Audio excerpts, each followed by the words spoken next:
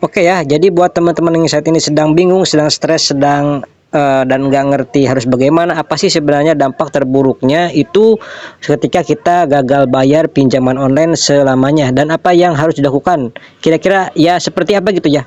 Apakah kita bakal dikejar-kejar hutang seumur hidup? Apakah kita akan di blacklist apapun itu ya? Apakah hutang kita itu akan terus bertambah sampai miliaran dan menggunung? Nah, ini perlu teman-teman ketahui ya. Biasanya orang-orang yang baru telat bayar, gagal bayar biasanya seperti Shopee Pay Later ataupun Aku Laku Pay Later dan lain sebagainya, itu paling banyak tuh ya. Orang-orang baru yang dapat akses Pay Later pasti akan ketakutan karena hal ini. Jadi gini ya teman-teman, kalau teman-teman telat bayar atau gagal bayar, pertama teman-teman harus tahu ya, ini itu ketika teman-teman itu dipinjol legal atau ilegal. Nah, kalau dipinjol legal itu pasti dampaknya terburuknya ya udah jelas dan sudah diatur. Denda, bunga itu selalu ada dan berjalan. Tapi maksimal ada nilai maksimalnya, jadi 100 hutang dari hutang pokok. Artinya hutang teman-teman paling jadi 2 kali lipat. Yang kedua, teman-teman akan berhadapan dengan proses penagihan yang mungkin menurut teman-teman itu akan sangat mengganggu dan memang bisa jadi sangat mengganggu ya. Saya akui itu ya teman-teman, buat pinjaman online mah ya kayak gitu ya. Buat kita mah mengganggu. Jadi itu yang pasti akan terus nih, teman-teman akan ditelepon, di WA, apapun itu resikonya itu pasti ada ya.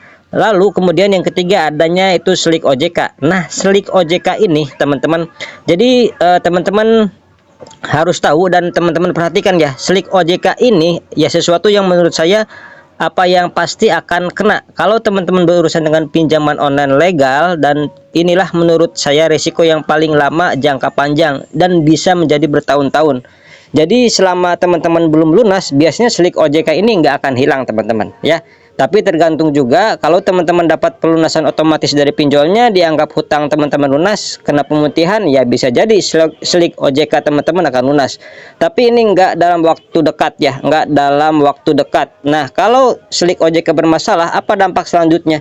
Ya pasti teman-teman mau pinjam sesuatu, mau hutang dimanapun, itu nggak akan bisa, tidak akan ada. Ya seperti itu ya teman-teman. Jadi saya cuma berpesan aja ke teman-teman, hal-hal semacam ini, hal seperti ini tuh jangan terlalu dipusingin, jangan terlalu dibikin stres, kemudian masalah-masalah pinjol itu bisa diatasi gitu ya.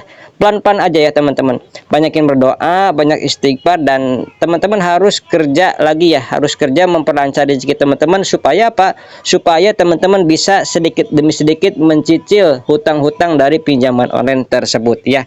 Itu ya, mungkin sekian dulu dari saya, mohon maaf bila ada salah-salah kata. Kalau teman-teman pengen di-sharingkan, teman-teman bisa langsung aja ketik di kolom komentar. Terima kasih. Wassalamualaikum warahmatullahi wabarakatuh.